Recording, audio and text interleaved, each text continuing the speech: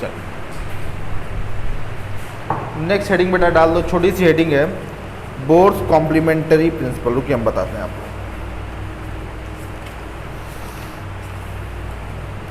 Next week में I think ये chapter आप लोगों का खत्म हो जाएगा।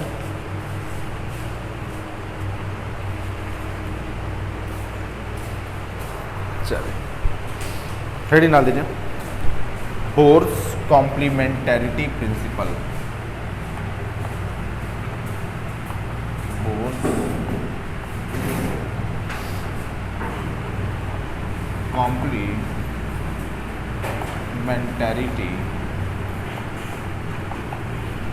Complementarity principle, Bohr's complementarity principle. ठीक है, चलिए 2 नंबर का सवाल अक्सर पूछा आता है कि बोर्स कॉम्प्लीमेंटरिटी प्रिंसिपल है क्या। 2 नंबर का सवाल है बेटा, इंपॉर्टेंट चीज़ है। ठीक है, पूछा आता है। ठीक है ना, बोर्स कॉम्प्लीमेंटरिटी प्रिंसिपल है क्या, पूछा आता है। ठीक है, तो बहुत मुश्किल नहीं है ये, आप समझ जाएंगे। ठीक है, चलिए एक चीज़ आप बताइए, आपने डी ब्रॉगली की हाइपोथेसिस पढ़ी थी। डी ब्रॉगली ने क्या कहा था कि कोई मैटर है अगर उसके अंदर 2 नेचर एग्जिस्ट करते हैं, एक पार्टिकल नेचर और एक वेव नेचर, इतना आपने पढ़ा था। ठीक है ना, बोर्स ने क्या कहा कि ठीक है, अच्छी बात है, मैटर में 2 नेचर एग्जिस्ट करते हैं, पर ये चीज़ हमने आपको शुरू में समझाई भी थी कि ये दोनों नेचर साइमल्टेनियसली एग्जिस्ट नहीं करते। साइमल्टेनियसली मतलब क्या कि एक साथ ये नेचर आपको एग्जिस्ट नहीं करता। और ये आप जानते भी, हमने आपको पहले क्लासेस में समझाया है कि जब कि लाइट है अगर, तो अगर आप फोटो इलेक्ट्रिक इफेक्ट एक्सपेरिमेंट कर रहे हैं तो लाइट बेटा पार्टिकल की तरह से बिहेव करेगी। अगर आप इंटरफेरेंस डायफ्रैक्शन का एक्सपेरिमेंट कर रहे हैं तो लाइट किस तरह बिहेव करेगी, वेव के नेचर से। ठीक है ना, आप ही जैसे हैं, आपके अंदर 2 नेचर है, एक सिंसियर स्टूडेंट का है, एक बदमाश वाला। आदमी चल जाएंगे तो बदमाशी शुरू हो जाएगी, बैठे हैं तो आप सिंसियर हैं। ठीक है ना, तो आप ही के अंदर दोनों नेचर क्या करता है, एग्जिस्ट करता है, पर ये साइमल्टेनियस नहीं है। साइमल्टेनियस मतलब क्या है कि एक साथ ये 2 नेचर एग्जिस्ट नहीं करता। आपके अंदर है पर एक साथ आप शो नहीं कर सकते, या तो आप वेव, या तो पार्टिकल वेव नेचर शो करेगा या पार्टिकल नेचर शो करेगा। बात समझा रहा ना, यही क्या है, बोर्स कॉम्प्लीमेंटरिटी प्रिंसिपल है। मतलब कि जो वेव नेचर होता है और जो पार्टिकल नेचर होता है वो एक दूसरे का कैसा होता है, कॉम्प्लीमेंट होता है। कैसा होता है बेटा, कॉम्प्लीमेंट। कॉम्प्लीमेंट मतलब आप समझते होंगे, एक दूसरे का कॉम्प्लीमेंट मतलब एक इस तरफ है तो एक उस तरफ है, बहुत रीड कर लीजिए आप। ठीक है ना, एक साथ ये दोनों नेचर बेटा एग्जिस्ट नहीं करते। ठीक है ना, चलिए छापे, जल्दी छापे, लिखिए इसमें अकॉर्डिंग टू लिखिए इसमें according to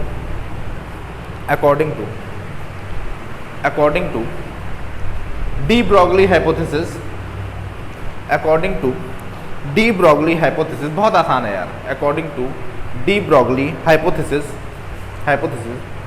every particle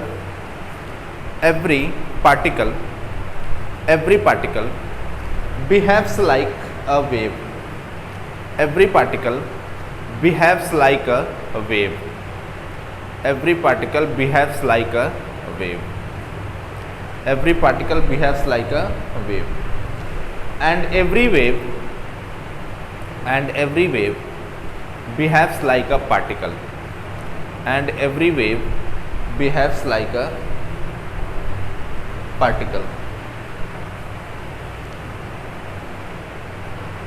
Behaves like a particle. ठीक है, फिर it means that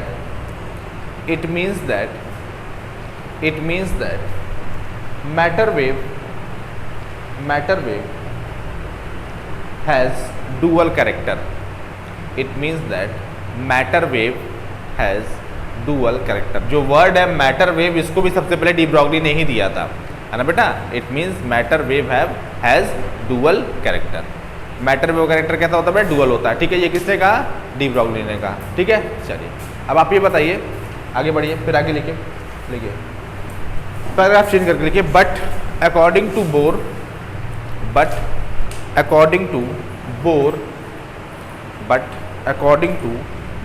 BOHR Bohr, particle and wave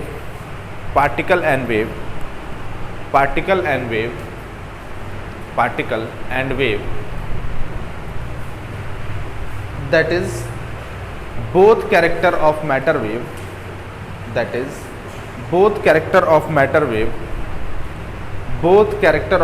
wave cannot exhibit simultaneously, can not exhibit simultaneously, ठीक है ना। बोर्स ने कंडीशन बताया क्या कि ये दोनों नेचर एक साथ आपके एग्जिस्ट नहीं कर सकते, कैन नॉट एग्जिबिट साइमल्टेनियसली, ठीक है। फिर लिखिए लिखिए that is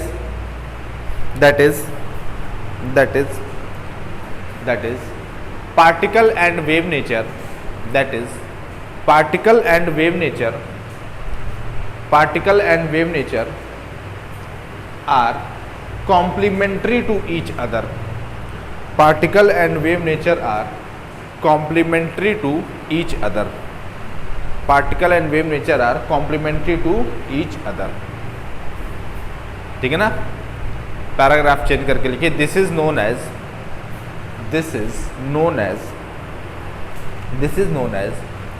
bourse complementarity principal.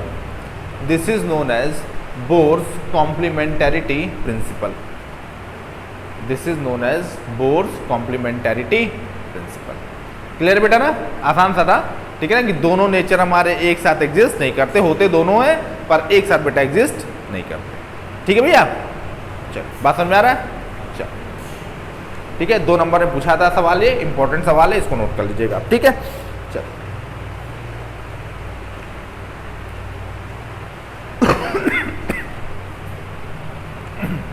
मिटा दो इसको।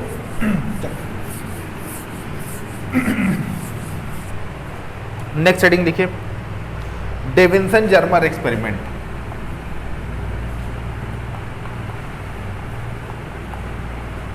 डेविंसन जर्मर एक्सपेरिमेंट इंपॉर्टेंट है ये, Davisson Germer experiment.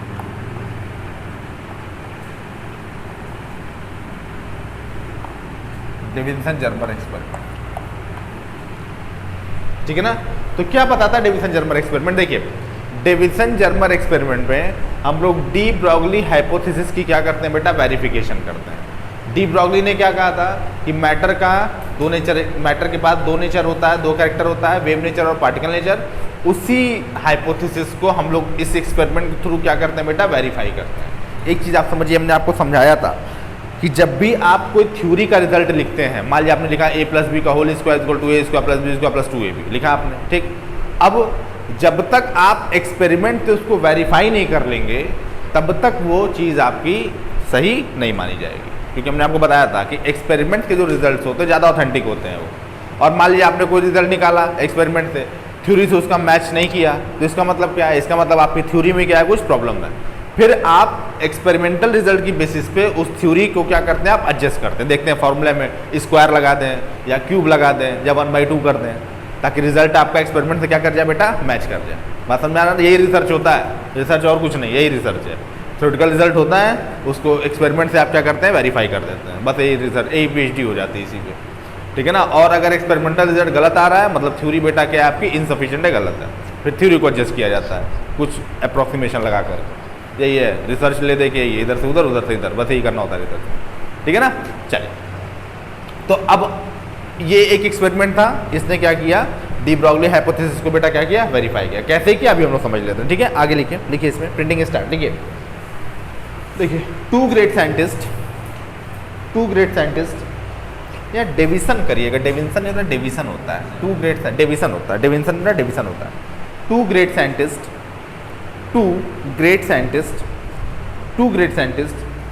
Deviation and Germer, 2 great scientist deviation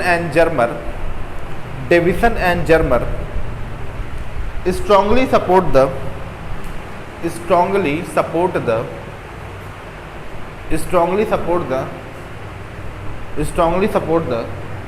de Broglie hypothesis,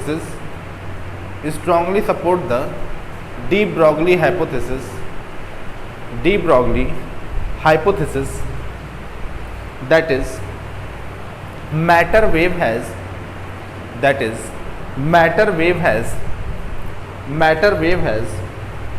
particle character, that is matter wave has particle character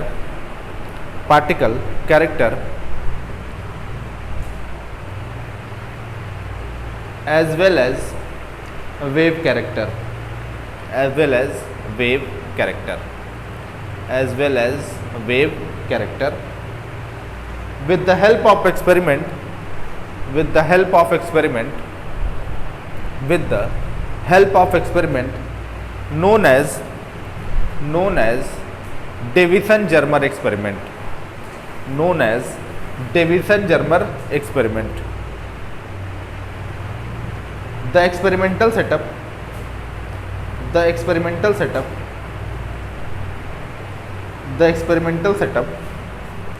of Davison-Germer experiment, the experimental setup of Davison-Germer experiment can be understood by below figure, can be understood by below figure. ठीक है, चलो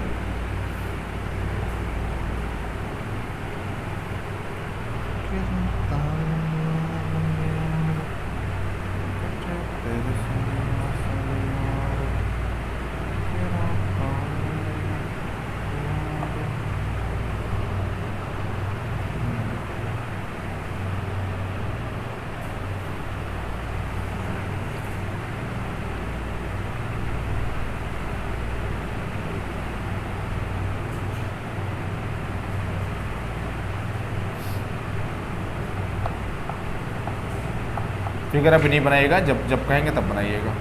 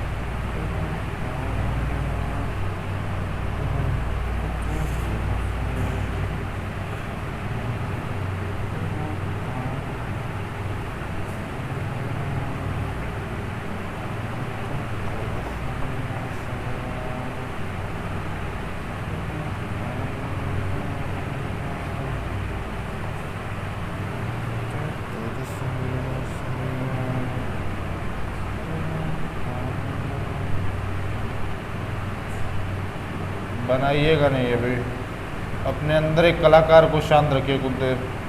हालांकि मुश्किल काम होता है, पर थोड़ा देर अपने अंदर एक कलाकार को शांत रखें आप।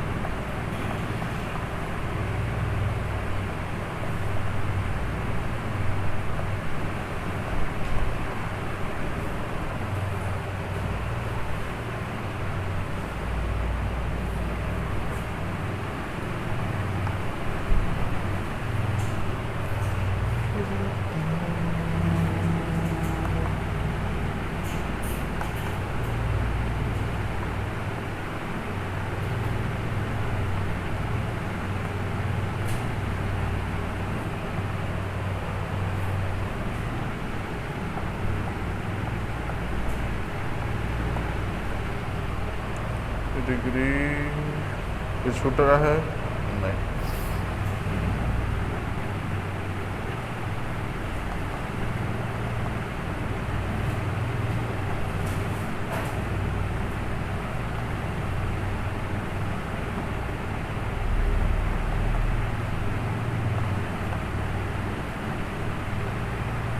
चलो छाप दीजिए, जल्दी बनाइए जल्दी बनाइए जल्दी बनाइए जल्दी बनाइए।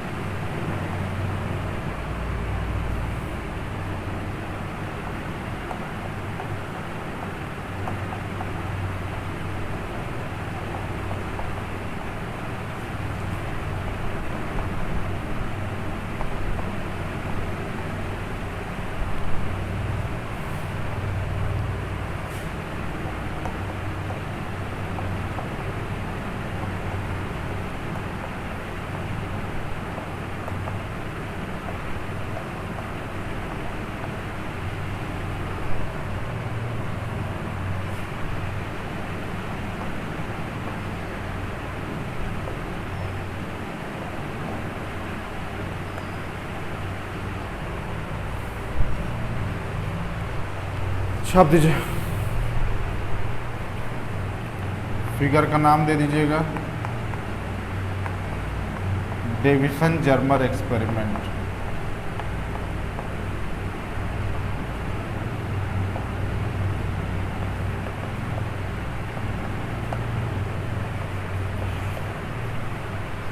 छापो।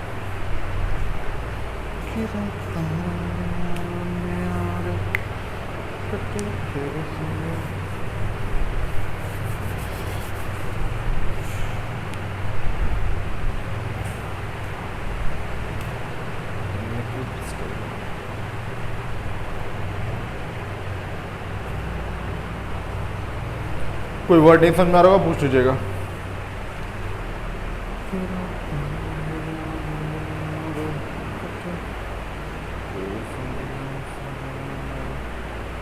कोई शब्द अगर आपको समझ में ना आए, कोई समस्या अगर आपको हो, कोई दुख, कोई कष्ट, कोई पीड़ा अगर आपको हो, तो आप संपर्क कर सकते हैं।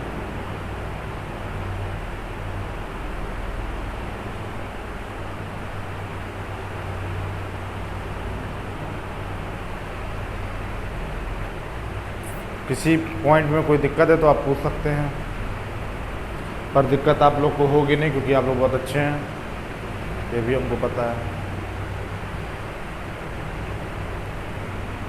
आप लोग इतने अच्छे हैं, आप लोग को कोई दिक्कत नहीं होगी।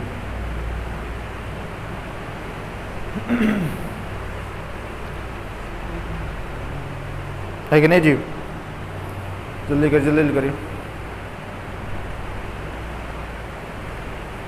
मारवाड़ खुलेगा कि बंद ही रहेगा इस साल? हमको भी लग रहा है। डायरेक्ट आइए, एग्ज़ाम दीजिए।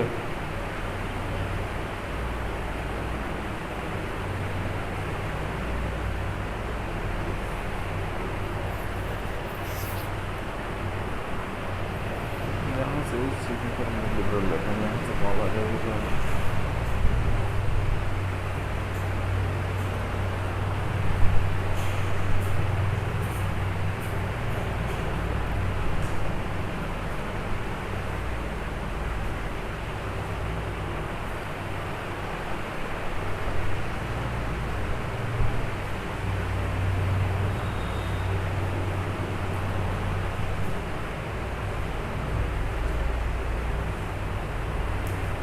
हो गया बाबू? जल्दी करिए, लिखिए फिगर में क्या क्या है। फिगर का नाम दीजिएगा। जल्दी जल्दी करिए, जल्दी जल्दी करिए।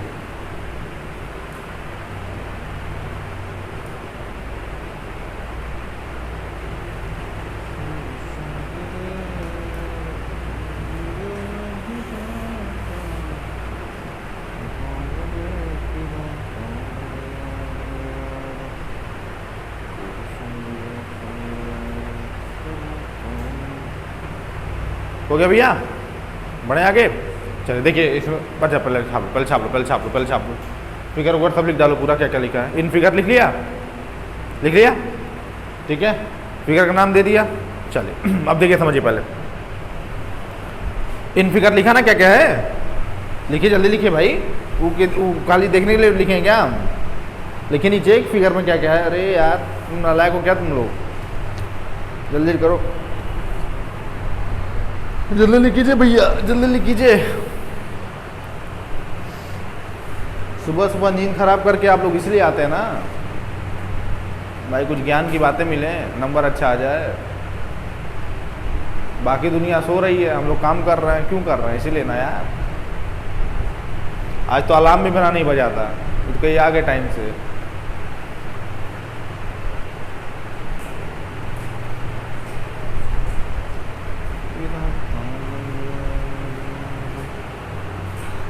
अब आदत ऐसी हो गई है कि जितने बजे क्लास होती है उससे पहले एक बार आँख खुल जाती है। अगर घड़ी चेक कर लें तो उड़ जाएंगे हम।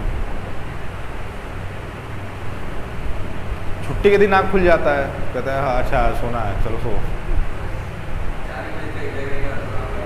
कौन?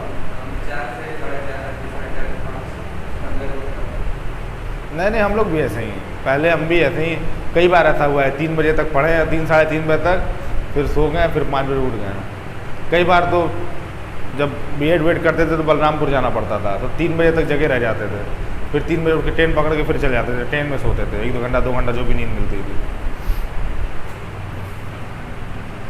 हमने भी खतरों के खिलाड़ी से कम स्टंट नहीं किए हैं ज़िंदगी में। तो रात भर जगे रहते थे, रात भर जगे रहते थे, उसके बाद फिर जाए, बड़ी दिक्कत होती थी यार। अब खैर बुढ़ापा आ गया तो अब कर नहीं सकते ये सब। चलिए अब देखिए, समझिए पहले, देखिए होता क्या, देखिए ये एक इलेक्ट्रॉन गन होती है। इलेक्ट्रॉन गन जब आप MSc प्रैक्टिकल करने जाएंगे तो आपको डिवाइस दी जाएगी, उससे समझिए कि इलेक्ट्रॉन्स क्या करते हैं, निकलते हैं। ठीक है, चलिए 1-2 इसमें इलेक्ट्रोड होता है, एक एक्सेलरेटिंग इलेक्ट्रोड होता है, एक फोकसिंग इलेक्ट्रोड होता है। ठीक है ना। चलिए होता क्या है, एक से आप इलेक्ट्रॉन्स को एक्सेलरेट करते हैं और एक से आप फोकस करते हैं ताकि वो टारगेट पे जाकर क्या कर सके, हिट कर सके। ठीक है ना। ये एक लो टेंशन बैटरी होती है, ये एक फिलामेंट होता है आपका। ठीक, इसी फिलामेंट्स को आप हीट देते हैं तो इलेक्ट्रॉन्स आपका क्या करते हैं, फ्लो करते हैं। ठीक, अब समझिए होता क्या है कि इस क्रिस्टल से टकराने के बाद इलेक्ट्रॉन पर्टिकुलर एंगल पर आकर के क्या होता है, इंसिडेंट होते हैं। तो जो पर्टिकुलर एंगल होता है वो हम फैराडे सिलेंडर से बेटा क्या करते हैं, नोट करते हैं। ठीक है, और इस फैराडे सिलेंडर की रेंज कहाँ से कहाँ तक होती है, 20 डिग्री से 90 डिग्री तक का एंगल हम इससे क्या कर सकते हैं बेटा, मेजर कर सकते हैं। ठीक है ना। ये सब आपसे पूछा ही जाएगा, पर आप जान लीजिए, देखिए फिगर में सारा डेटा जो पॉसिबल होता है, मैक्सिमम डेटा, वो क्या करना चाहिए बेटा, डाल देना चाहिए। ठीक है ना। और इस एक्सपेरिमेंट में जो क्रिस्टल लिया गया था वो किसका था, निकिल का था। निकिल आपका जो होता है मेटल, उसका क्रिस्टल लिया गया था, और उस क्रिस्टल पे इलेक्ट्रॉन्स क्या होते हैं, इंसिडेंट होते हैं, और फिर उसके बाद स्कैटर्ड होते हैं। तो जो स्कैटरिंग एंगल होता है फैराडे सिलेंडर से बेटा हम क्या कर लेते हैं, मेजर कर लेते हैं। ठीक है ना। एक गैलोमीटर आप लगाते हैं, उसको आप क्या कर देते हैं बेटा, ग्राउंडेड कर देते हैं। ठीक है, चलिए अब देखिए होगा क्या, जब वोल्टेज आप चेंज करेंगे, जाहिर सी बात है वोल्टेज आप चेंज करेंगे तो अलग अलग स्कैटरिंग एंगल आपको मिलेगा। उन सब के लिए हम क्या करते हैं, ग्राफ प्लॉट कर लेते हैं। तो इनिशियली जब हम वोल्टेज बढ़ाते जाते हैं तो स्कैटरिंग एंगल हमारा या डेविएशन हमारा क्या होता जाता है, बढ़ता जाता है। फिर एक पर्टिकुलर वैल्यू के बाद वोल्टेज बढ़ाने पे जो स्कैटरिंग एंगल होता है बेटा वो क्या होता जाता है, हमारा घटते जाता है। ठीक है ना। और एक पर्टिकुलर वैल्यू को, उस पर्टिकुलर वैल्यू 54 वोल्ट पे बेसिकली ऐसा होता है, उसके लिए कैलकुलेशन हम कर लेंगे तो हमारा पार्टिकल नेचर वेरीफाई हो जाएगा। और फिर वेव नेचर के लिए हम ब्रैग्स लॉ को क्या कर लेंगे, यूज़ कर लेंगे। और दोनों रिजल्ट अगर हमारा सेम होता है तो इसका मतलब क्या है कि मैटर के अंदर पार्टिकल नेचर और वेव नेचर दोनों बेटा क्या करता है, एक साथ, मतलब दोनों नेचर क्या करता है, एग्जिस्ट करता है। बात समझ में आ रहा है ना। ठीक है, चलिए आगे लिखिए आगे जल्दी लिखिए, इसमें लिखिए इन डेविसन जर्मर एक्सपेरिमेंट। बात समझ में आया कि नहीं है आप लोग को, in Davisson Germer experiment, in Davisson Germer experiment, in Davisson Germer experiment, an electron of highly energetic, an electron of high energy करेगा, an electron of high energy, an electron of high energy, an electron of high energy strike on central cubic nickel crystal, strike on central cubic nickel crystal, central cubic nickel crystal, such that electron gets scattered, such that electron gets scattered, electron gets scattered, and using CRO, CRO मतलब क्या, cathode ray oscilloscope, and using CRO, if we draw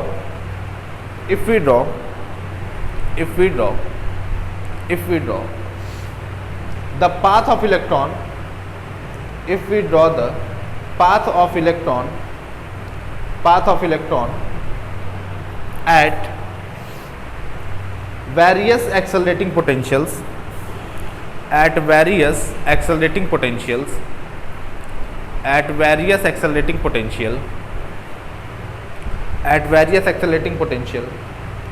then we have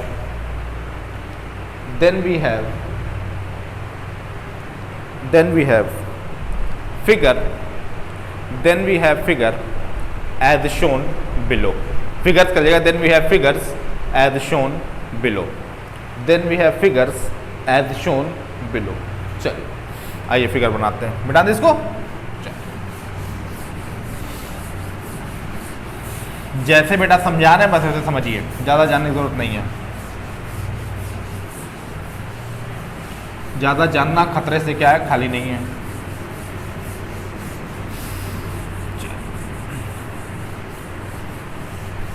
चलो आगे लिखिए, आगे देखिए, figure ऐसे बनाइएगा।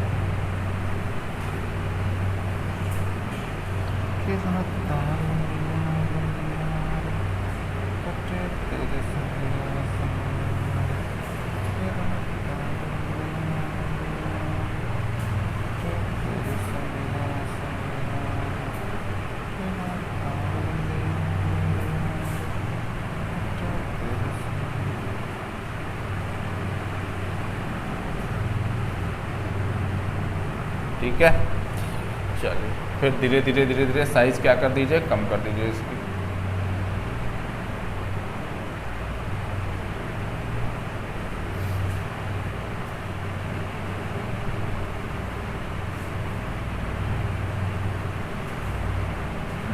अरे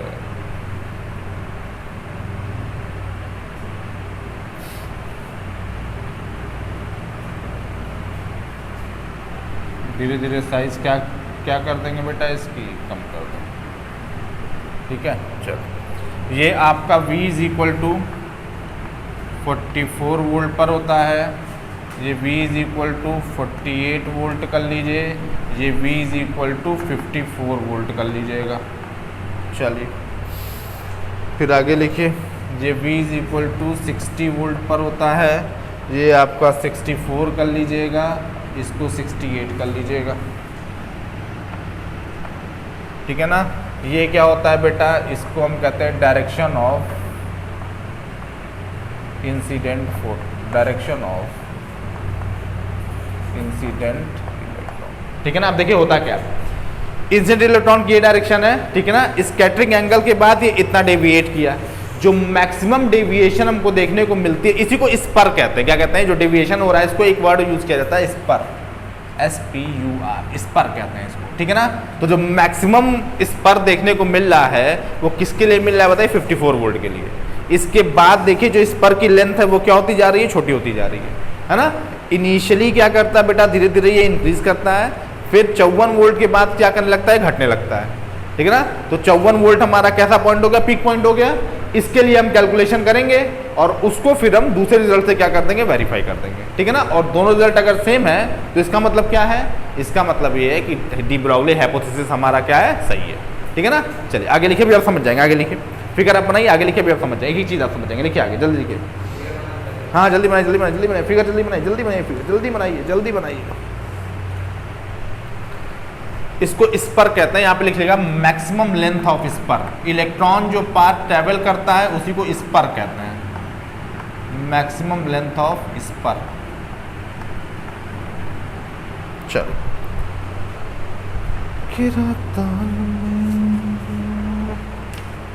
जल्दी जल्दी करें आप, जल्दी जल्दी करें।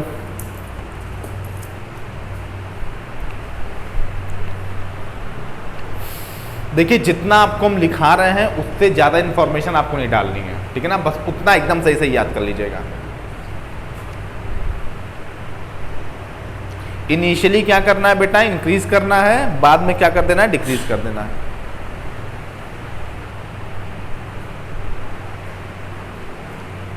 और फुल क्वेश्चन आता है ये एग्जाम में आएगा, फुल क्वेश्चन आपको देके जाएगा। देखिए छींक दिया इसने, एग्जाम में कंफर्म हो गया ये।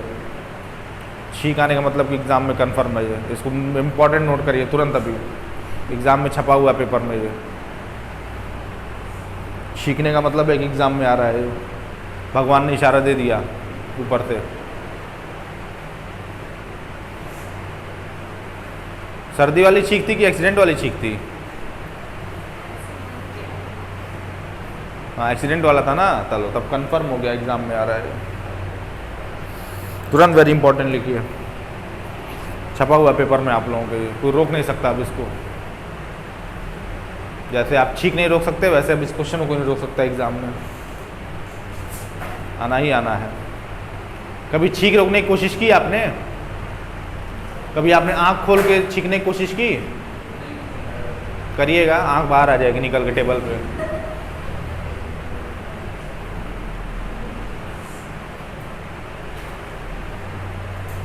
कभी ट्राई करें आप, आँख खोल करके छींकने की कोशिश करिए, आँख बाहर आ जाएगी टेबल पे।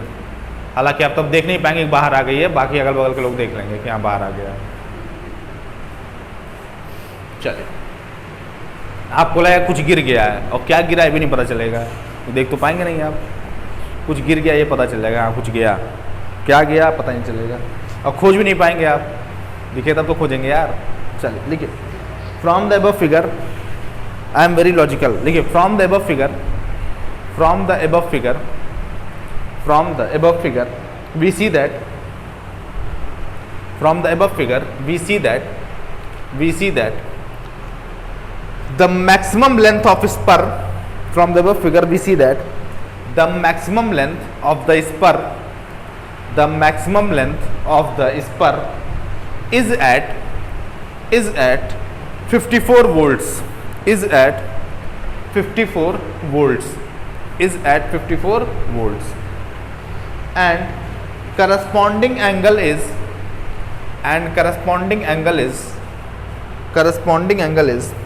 50 degree, corresponding angle is 50 degree, corresponding angle is 50 degree. मतलब 54 वोल्ट जब फिलामेंट का आप टेम्परेचर वोल्टेज करते हैं तो जो स्कैटरिंग एंगल मिलता है बेटा वो कितना मिलता है हमारा 50 डिग्री का, कितना मिलता है 50 डिग्री का, ठीक है ना।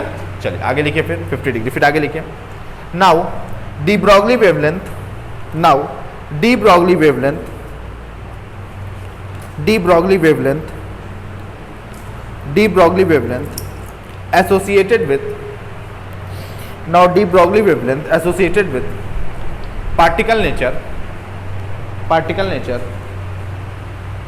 of electron, particle nature of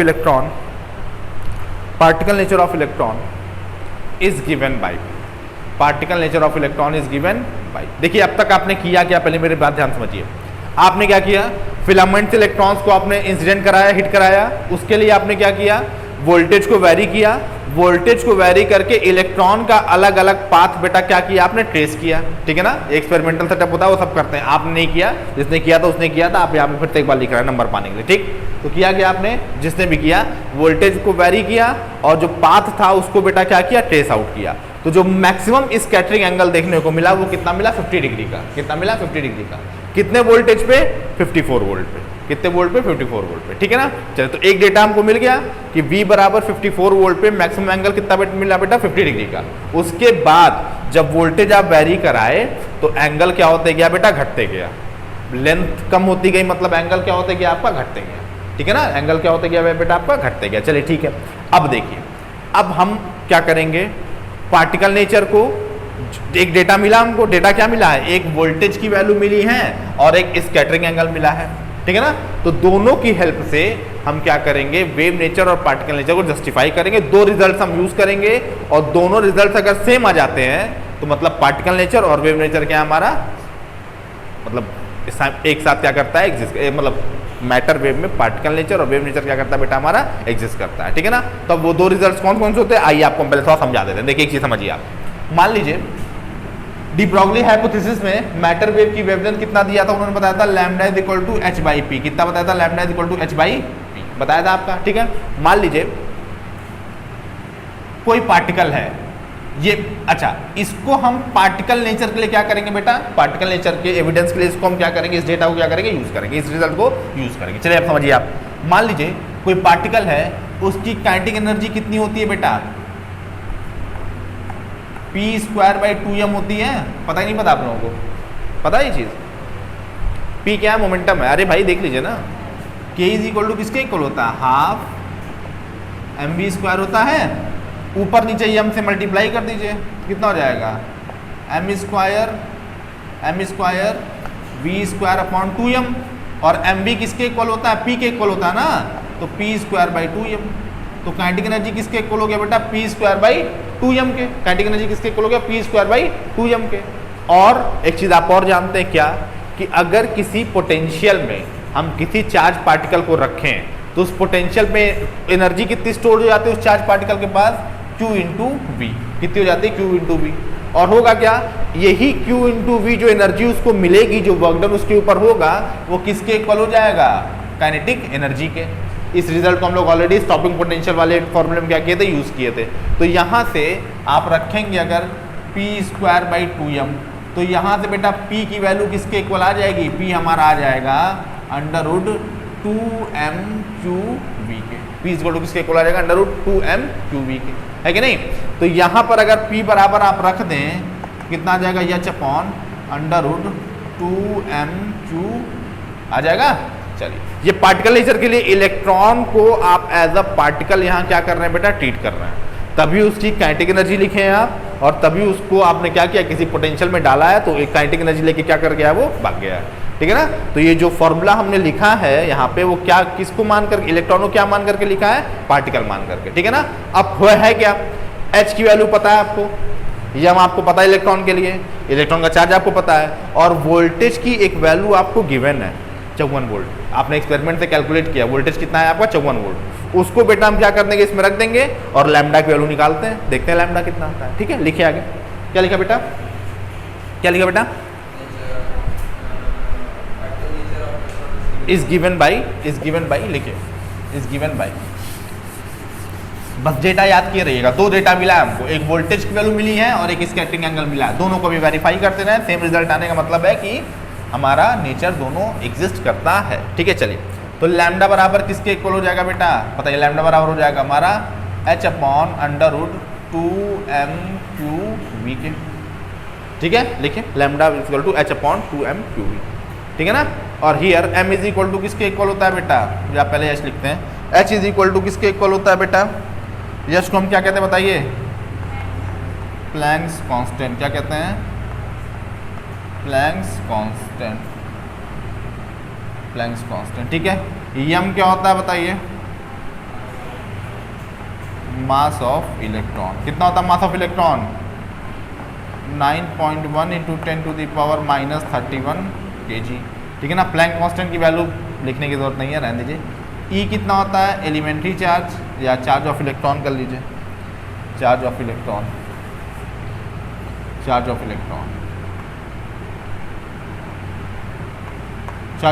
कितना होता है बेटा, 1.6 × 10⁻⁻19 कूलम, ठीक है ना। चलिए, और and V is equal to कितना रखेंगे भैया, 54 वोल्ट्स, है ना। और सबको रखने के बाद वैल्यू कितनी मिलेगी बताइए, दिस इम्प्लाइज दैट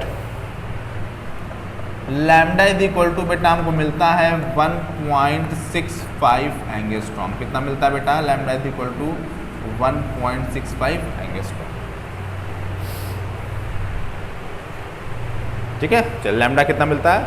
अब आप ही मत सोचिएगा सर आपने कैलकुलेट नहीं किया है, वो कैलकुलेटेड है, कभी ज़िंदगी में फुर्सत मिलेगा तो कर रख के देख लीजिएगा, और फुर्सत मिलेगा नहीं आप लोगों को। चलिए, lambda is equal to 1.65 angstrom, ठीक है बेटा, आसान था।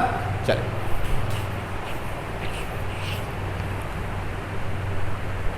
अब वहाँ बैठ के एग्जाम में सॉल्व मत करने लगिएगा, याद करना पड़ेगा।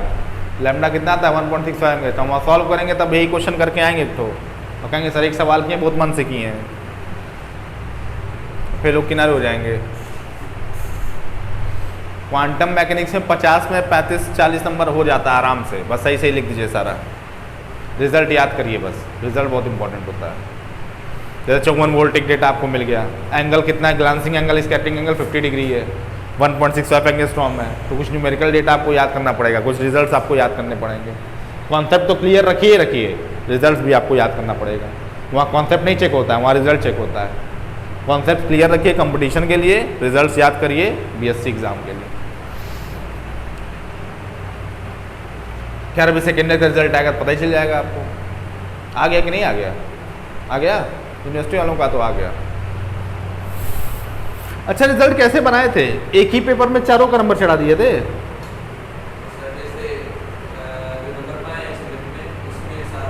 हाँ, समझ रहा, ठीक है। अच्छा परसेंटेज क्या होगा बच्चों का, तो 50 में 35-40 तो ऐसे ही मार दिए होंगे सब, नहीं मारे क्या? सेकेंड ईयर पेपर पर टफ आया था, BSc second year paper tough था, थर्ड ईयर का आसान था, बीएससी सेकेंड ईयर का जो ऑब्जेक्टिव टाइप पेपर था टफ था, वो अच्छे हिल गए थे उसमें, हम लोग भी सॉल्व किए थे बैठ करके। अच्छा चल गया तुम लोगों ने ये टफ लगा था क्या? लगा था। हमने इन सबों को बहुत क्वेश्चन भेजा था। कितना आया था जी? 1000 के आसपास क्वेश्चन भेजे थे हम, थर्मल और ऑप्टिक्स मिलाकर 1000 ऑब्जेक्टिव। कुछ मिला होगा कुछ नहीं मिला होगा उसमें से। अजीब ही क्वेश्चन बनाता है यार, अलग ही लेवल। अरे अभी एमएससी के एंट्रेंस में क्वेश्चन गलत हुआ डीडीयू में, एक सवाल का दो ऑप्शन सही है, 2 ऑप्शन रिपीटेड है, बी भी हुई है सी भी हुई है। अब बताइए बच्चा किसको मारे? ये भी कंफ्यूजन है, बी मारे सी मारे।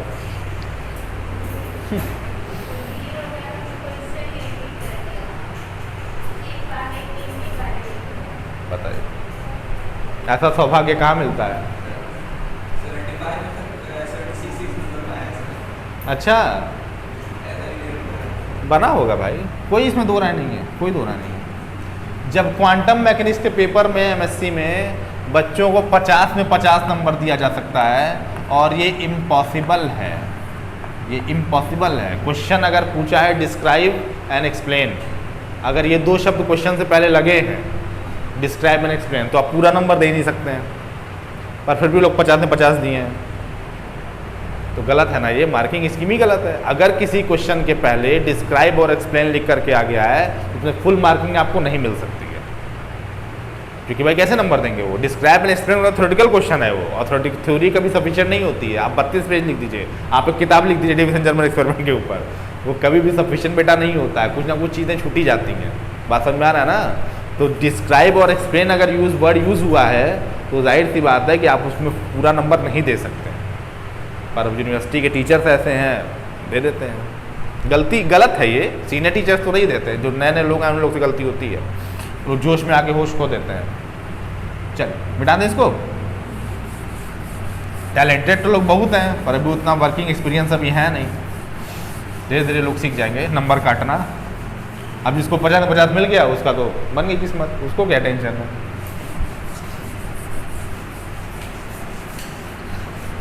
चलिए अब देखिए, तो पार्टिकल नेचर मान करके आपने लैम्डा निकाल लिया 1.65 एंगस्ट्रॉम, ठीक। अब जरा वेव नेचर से कैलकुलेशन करते, लिखिए लिखिए।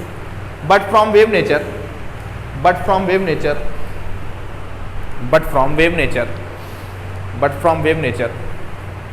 ऑफ इलेक्ट्रॉन,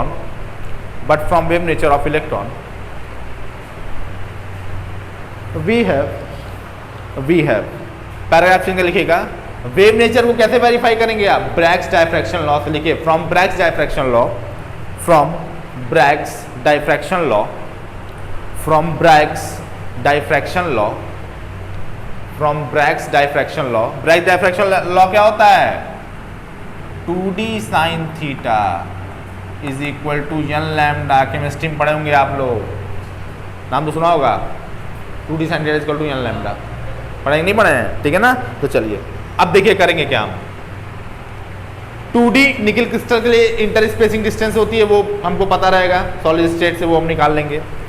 थीटा की वैल्यू कितनी गिवन है हमको? निकाला कितना? 50 डिग्री। थीटा कितने? 50 डिग्री। और n की वैल्यू फर्स्ट ऑर्डर के लिए हम कितनी लेते हैं? 1 ले लेते हैं, ठीक है ना। तो यहाँ से जब लैम्डा आप निकालेंगे तो लैम्डा बराबर किसके आ जाएगा बेटा बताओ? 2d साइन थीटा, या साइन फाई कर दें क्या इसको? साइन फाई कर, फाई लिखा है ना ग्लैंसिंग एंगल, फाई कर दीजिएगा। 2d साइन फाई अपॉन किसके? n, ठीक है ना। 2d साइन फाई अपॉन किसके बताइए? n, ठीक है। चलिए आगे बढ़िए आगे बढ़िए आगे बढ़िए आगे बढ़िए आगे बढ़िए। लिखिए where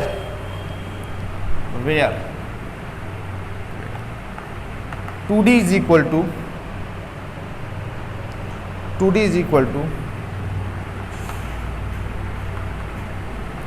inter spacing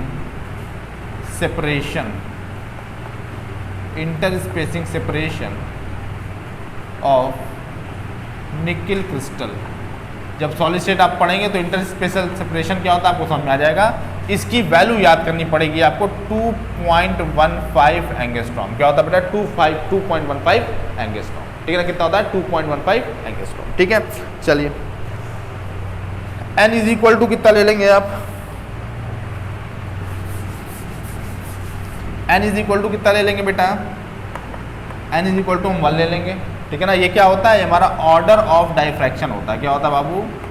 order of diffraction होता है, तो फर्स्ट ऑर्डर के लिए हम कैलकुलेशन करते हैं ऑर्डर ऑफ डाइफ्रैक्शन। ठीक है बेटा, चलिए five n is equal to 1 हो गया, और फाइव बराबर किसके ले लेंगे बाबू, 50 डिग्री के, किसके ले लेंगे 50 डिग्री के। ठीक है, चलिए and this implies that lambda is equal to किसके इक्वल आ गया बताइए 1.66 एंगस्ट्रॉम। लैम्डा किसके इक्वल आ गया 1.66 एंगस्ट्रॉम। चलिए छाप दीजिए।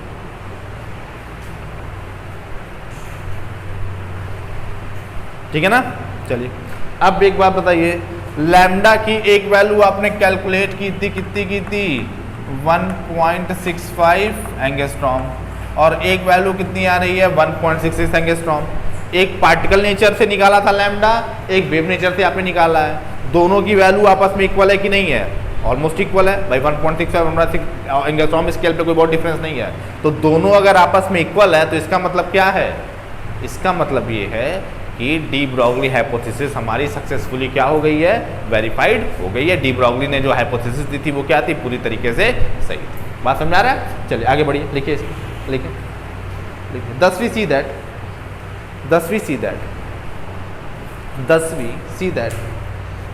That the de Broglie wavelength, 10वीं सी that the de Broglie wavelength associated with electron due to its particle nature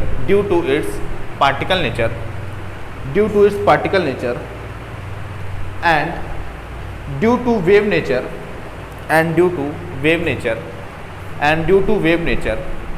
are nearly equal, which shows matter wave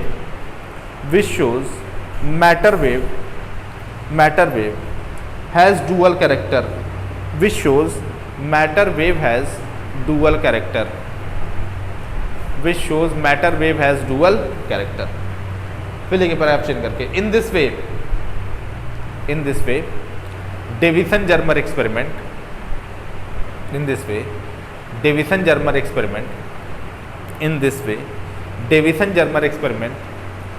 strongly supports de Broglie hypothesis,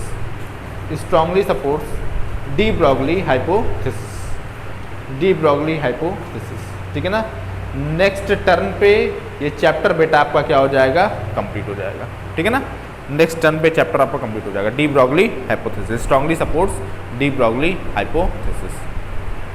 next turn पे अगर सब कुछ सकुशल रहा तो ये chapter आपका क्या हो जाएगा, कंप्लीट हो जाएगा। ठीक है बेटा ना, चलो आप घर पे जाके पढ़िएगा, कोई डाउट होगा तो हमसे क्या कर लेंगे, आप पूछ लेंगे। ठीक है बेटा, चलो ठीक है। तो आज की क्लास को करते हैं पर एंड, और मुलाकात कब होगी आप लोगों से अब